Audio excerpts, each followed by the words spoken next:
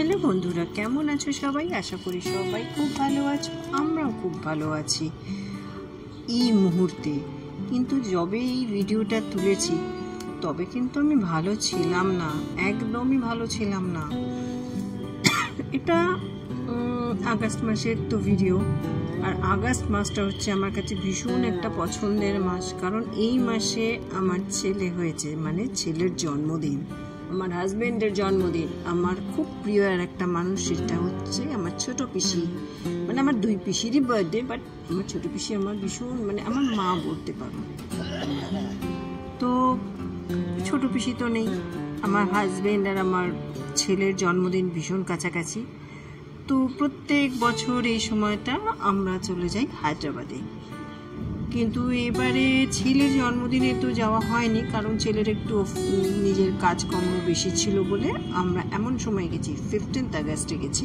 এবং তারপর পরে আমার হাজবেন্ডের জন্মদিন তো অনেক প্ল্যানিং অনেক প্রোগ্রাম মনে মনে তো করে রেখেছি আমি আর আমার ছেলে মিলে কিন্তু ভগবান হয়তো চায়নি বা কোনো কিছু বিপদ থেকে আমাদের বাঁচাতে চেয়েছেন যার জন্যে আমাদের কিন্তু সেই সব প্ল্যান প্রোগ্রাম আর মানে হয়ে ওঠেনি বাস্তবে কারণ আমাদের যাওয়ার দিন ছিল 15ই আগস্ট মানে 15th আগস্ট সকালে 9:30টার ফ্লাইট ছিল 9:20 কিন্তু আই থিঙ্ক 8ই August 7th August 8th August আর 9th আগস্ট এই সময়টা আমার হঠাৎ একটু জ্বর মানে সেই সময়টা তো প্রচণ্ড গরম ঘাম হচ্ছে আর ঘাম হওয়া মানেই তো আমার মানে প্রচণ্ড কষ্ট হয় কারণ আমার ভীষণ জামা কাপড় চেঞ্জ করতে মানে নাইট ড্রেস শাড়ি কুর্তি যাই পরি আমাকে চেঞ্জ করতেই হবে মানে এরকমও হয়েছে আমি 2-3 ঘন্টা অন্তর একটা করে নাইটি চেঞ্জ করতে হয় বা কুর্তি চেঞ্জ করতে হয় তো সেই সব করেছি কখনো লেথার্জি এসছে সেই ঘামটা বসে গেছে গিয়ে এরকম 7-8 তারিখ নাগাদ আমার হালকা হালকা জ্বর এলো সাথে খুব খুবই একটা কাশি এবং ওই কাশির ধরন আমার খুব ভালো করেছে না একদম মানে ওই কাশিটা প্রথমে খুব খুব করে হবে তারপরে আস্তে আস্তে ওটা বাড়তে বাড়তে বুকে এমন একটা মানে ভাবে সর্দিটা স্প্যাজমটা হবে ওই শ্বাসের সাথে সাথে আমার শ্বাসকষ্ট শুরু হয়ে যাবে আর কাশতে গেলে বুকে লাগবে আর আমার একদম হাতের কাছে অ্যান্টিবায়োটিক্স যার জন্য আমি রেডি রাখি আগে প্রচুর লাগতো এখন ওই বছরে একবার হয়তো লাগে কি লাগে না তো আমি যেহেতু আমার 15 তারিখে যাওয়া আমি সাথে সাথে করলাম কি ওষুধ খেয়ে নিলাম মানে কোর্স স্টার্ট করে দিলাম ভিটামিন সি খেতে শুরু করলাম যা যা লাগে আর কি সেগুলো করতে শুরু করে দিলাম কিন্তু দুঃখের বিষয় হলো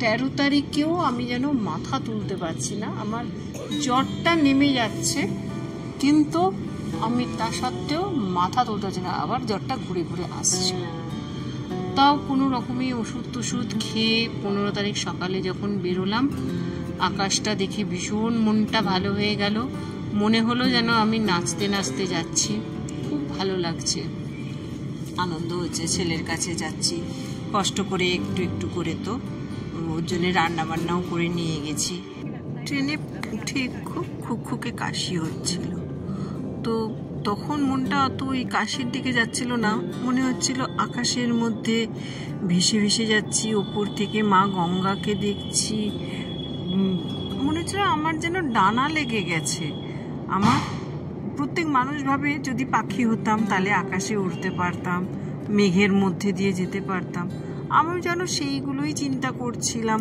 আমার ভীষণ ভালো লাগছিল আর পাশে ছিল আমার হাজবেন্ড মানে পার্থ সে তো আমায় ডিঙিয়ে ডিঙিয়ে দেখবে তাকে এবার থেকে বলেছি তুমি আলাদা সিট নেবে উইন্ডো সিট তো সে তা নেবে না সে আমার পাশেই বসবে আর আমাকে ডিঙিয়ে ডিঙিয়ে দেখবে আর আমি যদি ভিডিও করতে যাই তার রাগ হয়ে যাবে কিনা ক্যামেরা মানে ফোনটা অনেকটা বড় প্রায় উইন্ডোটা কভার করে যায় সে দেখবে এই নিয়ে খানিকটা কুচুর মুচুরও চলছে সেই নিয়ে ভিডিও করছি আর উপর থেকে দেখছি আমার পছন্দের শহর আদরের শহর কলকাতাকে কেমন লাগে মা গঙ্গাকে কেমন লাগে ওপরে পেজা পেজা মেঘগুলোকে কতটা সুন্দর লাগে খালি ভাবছি আচ্ছা যখন ছাদে উঠি সেই ছাদে ওঠার সময় তো এতটা সুন্দর মনে হয় না কিন্তু কাশি চলছে ঘন্টাখানেকের মধ্যেই এই যে আমরা মোটামুটি হায়দ্রাবাদ প্রায় পৌঁছেই গেলাম ওয়ারারের ওই পুরো রাস্তাটা দেখা গেল।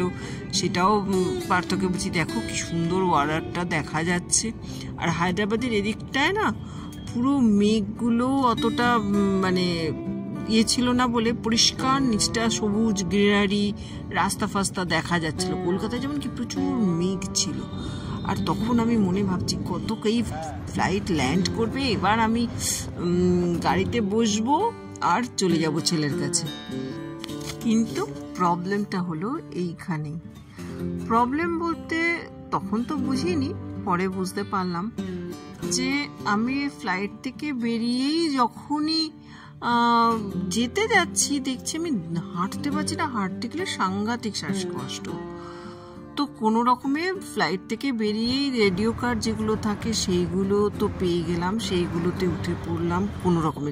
খালি বললাম আমায় 8 নম্বর বেল্টে লাগেজ নিতে নিয়ে যাবেন, তো ওরা সাথে সাথে এগ্রি করে দিল। তো আমরা সেইভাবেই চলে গেলাম। গিয়ে তো মানে লাগেজ নিয়েছি, লাগেজ নিয়ে আমাকে তো উবের সেন্টার অব্দি ওইটুকু হাঁটতে হবে, ওখানটা কিভাবে যাব, ওখানে রেডিও কার্ড পাওয়া যাচ্ছে কিনা সেটাও জানি না। দেন ওখানে তো পেলাম না, কোনো রকমে কষ্ট করে গেলাম, বেড়ে বসে মনে যেন আমার দমটা বেরিয়ে যাবে, এত ব্রিদিং প্রবলেম হচ্ছে। কোনো রকমে গিয়ে ছেলে তো দেখি খুব মানে আপসেট হয়ে গেল একটুখানি, মানে কোনো রকমে আমি ওখান থেকে আমার বোনের বাড়িও গেছিলাম, তো সেখানে ওরাও খুব আপসেট হয়ে গেল। কোথাও ঘুরতে যাওয়া হলো না, কোথাও বেরোনো হলো না। দেন আমাকে নিয়ে আমার ছেলে ডাক্তার দেখালো, মানে এরকম অবস্থা হয়ে গেছিলো মাঝখানে যে আমি হসপিটালাইজড করতে হবে। তো ভগবানের আশীর্বাদে সেসব করতে হয়নি। বাট আমাদের পুরো প্ল্যান প্রোগ্রাম চৌপাট, কটা দিন বোনের বাড়ি ঘোরার পর ছেলের ওখানে থেকে খালি আমার মুখের গোড়ায় খাবার আর ওষুধ ধরেছে আমার ছেলে। বেচারি 3-4 দিন ছুটি নিল আমার জন্য, কোনো কিছুই আমরা করতে পারলাম না। আর পার্থর জন্মদিনটাও আমরা আমার বোনের বাড়িতেই সেলিব্রেট করলাম, সবাই ছিল, ভালোই লাগলো। করে আমাদের আসার কথা ছিল রবিবার, কিন্তু এত শরীর খারাপ দেখে পার্থ বললো না চলো কলকাতায় ফিরে চলো, আবার গিয়ে ওখানে আমি ডক্টর দেখাই। দেন আমরা আবার ফ্রাইডেতে উঠে মানে বেরিয়ে পড়লাম। এই আপাতত এয়ারপোর্টের দিকেই ফিরে যাচ্ছি। মন টন খুব খারাপ, কারণ ছেলেটার অতটা সময় আমরা নষ্ট করলাম, অথচ কোনো কিছু বুঝতে পারলাম না, কিছু না। সেই কারণে একটা মন খারাপ তো লেগেই থাকে, কি আর করা যাবে। আর হায়দ্রাবাদের এই এয়ারপোর্টটা না বেশি দিন না, এই বছর 7-8 মতো হয়েছে। আর এখনও এত রেনোভেশন চলছে, এত কাজ চলছে। আর এই জায়গাটা দেখলেই বোঝা যায় যে পুরো পাহাড় কেটে কেটে এই জায়গাটা তৈরি হচ্ছে। কিন্তু এত যে কাজ হচ্ছে, কোনো জ্যাম নেই, কিচ্ছু নেই, সব সুষ্ঠুভাবে হচ্ছে সব কিছু, মানে তার মধ্যে গ্রিনারি আছে, সবটাই আছে, যে পুরো কাজ হচ্ছে। চারপাশটা দেখলে কিন্তু বোঝাই যাচ্ছে না যে রেনোভেশন চলছে, কাজ চলছে। কি সুন্দর ফুলের গাছ, গ্রিনারি সবটুকু রয়েছে, আবার কাজও হতো। তবে হ্যাঁ, 2-3 দিন একটু বেরোনোর চেষ্টা করেছিলাম। 2 দিন বোনের সাথে ওখানকার যে মলগুলো আছে গেছিলাম, গিয়ে ঘুরিনি, ওরা সব ঘুরেছে। বাট আমি মোটামুটি এক জায়গাতেই বসে থাকার চেষ্টা করেছি, বা কোনো ক্যাফেতে বসে থেকেছি, ওরা ঘুরেছে। আর একদিন অভ্যেস মতো চারমিনার গেছিলাম, ওখানে পেস্তা হাউসে খেয়েছি, ওটা ভালো লেগেছে। কিন্তু পেস্তা হাউসে খেতে গিয়েও প্রচণ্ড কষ্ট হয়েছে, মানে সিঁড়ি দিয়ে উঠে তারপরে যাওয়া, তো যার জন্য সিঁড়ি এমনি শরীরটা ঠিক ছিল, সেই সিঁড়ি দিয়ে উঠলাম, মানে তখন আমার দমটা বেরিয়ে যাবে। তো দেখতে দেখতে আমরা এয়ারপোর্টে পৌঁছে গেছি, মানে এটা আমার ফেরার জায়গাতেও চলে এলাম। খালি তোমাদের আকাশ দেখালাম আর এয়ারপোর্ট দেখালাম, কারণ আমি তার কোনো ভিডিও করিনি, ছবি তুলিনি। কিন্তু তোমাদের সাথে এই স্মৃতিগুলো, এই কথাগুলো শেয়ার করতে খুব ইচ্ছে করলো। আমরা তো মধ্যবিত্ত মানুষ, সবসময় তো প্লেনে চড়িও না, এয়ারপোর্টেও যাই না। জানি তোমরা অনেকেই যাও, তোমরা সবসময় দেখো, বাট আমার কাছে এগুলো মাঝে মধ্যেই হয়। তাই আমার জায়গাটাও বেশ পরিষ্কার পরিচ্ছন্ন ঝকঝকে বলে ভালো লাগে, তাই তোমাদের সাথে শেয়ার করলাম আমার একটু মানে স্মৃতি। তা এই ফেরার সময়তেও আমি রেডিও কার্ড নিতে চেয়েছিলাম, কিন্তু ওই যে একটু আগে দেখালো না যে রেডিও কার্ডের ওখানে আমি বলছি যে আমাকে নিয়ে চলুন, কিন্তু ওদের একটা নিয়ম প্রবলেম হচ্ছে যে starting point to end point তার মানে মাঝখানে যদি কারোর দরকার পড়ে ওনারা তুলছেন না। এটা কেন করলো আমি জানি না। এত কিছুর মধ্যে ওইটুকু নিয়ে একটা যে আমার প্রবলেম হয়েছিল, প্রবলেম বলতে আমি বুঝতে পারিনি যে স্টার্টিং পয়েন্ট মানে যেখান থেকে আমি সিকিউরিটি চেকিং করে বেরোলাম ওখানে আমি কিন্তু কোথাও দেখতেও পাইনি। দেখতে পেলে আমি অবশ্যই নিয়ে নিতাম। তো সে যা হোক, মোটামুটি আমরা ঠিক টাইমের একটু আগেই এসে গেছি, কারণ আমি ধীরে সুস্থে আসবো বলে একটু আগেই আমরা চলে এসেছিলাম। এসে ওয়েট করছি আর খুব ধীরে ধীরে পার করলো। ঠিক আছে চলো, কিছু হবে না, আস্তে আস্তে চলো। ও আমার হাত ধরলো ধরতে, আমি আস্তে আস্তে এসে এখানটায় একটু গান, এগুলো ল্যাম্পশেডে খুব ভালো লাগে, একটু ছবি তুলি। কিন্তু একদমই তো ছবি টবি তুলছি না। সেই ছবি টবি তুলে তখন মনটাও খারাপ লাগছে আর ভাবছি বাড়ি গিয়ে কালকে আমার ডাক্তার দেখাতেই হবে, অ্যাপয়েন্টমেন্ট তো করেই নিয়েছি। এইভাবে তো চলতে পারে না, বাড়ি চলবে কি করে? আমার সবটাই তো আমার উপরে রয়েছে। আমার মুখ চোখ দেখে বোঝা যাচ্ছে কিনা আমি জানি না, কারণ সবাইয়ের সাথে একটু নিজেকে সুস্থ আছি দেখানোর একটু অভিনয় তো করতে হয়েইছে, নাহলে ছেলেটা আরও চিন্তা করবে। তো এই করতে করতে আমাদের প্লেনের সময়ও হয়ে এলো। আর ছেলে যেহেতু প্লেনেতে একটা টিফিনের মতো ব্যবস্থা করে রেখেছিল, তো আপাতত মানে আমি আমার খেয়ে মানে অল্প খেয়ে এসেছিলাম, বিকজ যদি হাঁটতে না পারি।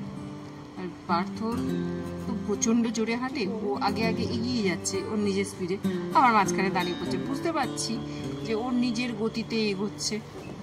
তো তখন মনে হচ্ছে তাড়াতাড়ি বাড়ি যাই, বাড়ি গিয়ে নিজের ঘরে শুই। আর আমার শরীর দিচ্ছে না, তখন আর আমাকে কাউকে দেখাতে হবে না যে আমি সুস্থ আছি। তখন আমি আমার মতো চলতে পারবো।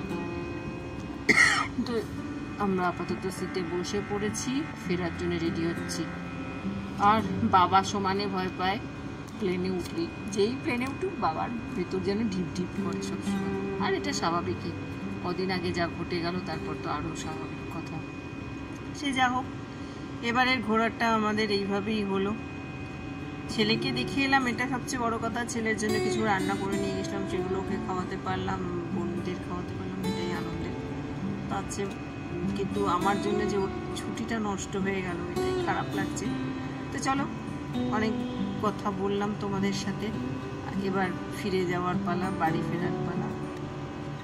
আর আসার সময় আকাশটা যত সুন্দর পরিষ্কার ক্লিয়ার ছিল না, ফেরার সময় একদম পুরো ঘন কুয়াশ, মানে কালচে জল ভরা মেঘ, যার জন্য দেখা যাচ্ছে না। এখানগুলো যাও দেখা যাচ্ছে, খানিক পর থেকে পুরো গ্রে কালারের পুরো মেঘে ভর্তি। এই যে মেঘ শুরু হলো, শুরু হয়ে গেল, ব্যাস। মানে কলকাতায় যখন ল্যান্ড করেছে তখনও সেম ব্যাপার। আমি তাই পার্থক্য বলছিলাম যে এত বৃষ্টি, মানে তখন তো প্রচুর বৃষ্টিও হচ্ছে, হায়দ্রাবাদেও হচ্ছিল, কলকাতাতেও হচ্ছিল, তো সেই সব কারণের জন্য। তো চলো আপাতত এখানেই শেষ করি। অন্য কোনো দিন অন্য কোনো ভিডিওতে তোমাদের সাথে দেখা হবে। ততদিন সবাই ভালো থেকো, সুস্থ থেকো, সাবধানে থেকো, আনন্দে থেকো। আর এই ভিডিও যদি ভালো লাগে একটা লাইক করো, সাবস্ক্রাইব করো আর কমেন্ট করো। টাটা। আর তোমরা তোমাদের অভিজ্ঞতাগুলো একটুখানি আমার সাথে শেয়ার করো, কারণ এবারে আমার একটা সবচেয়ে বড় অভিজ্ঞতা হয়েছে যে কী করে প্লেনে খাবার রান্না করে নিয়ে যেতে হয়।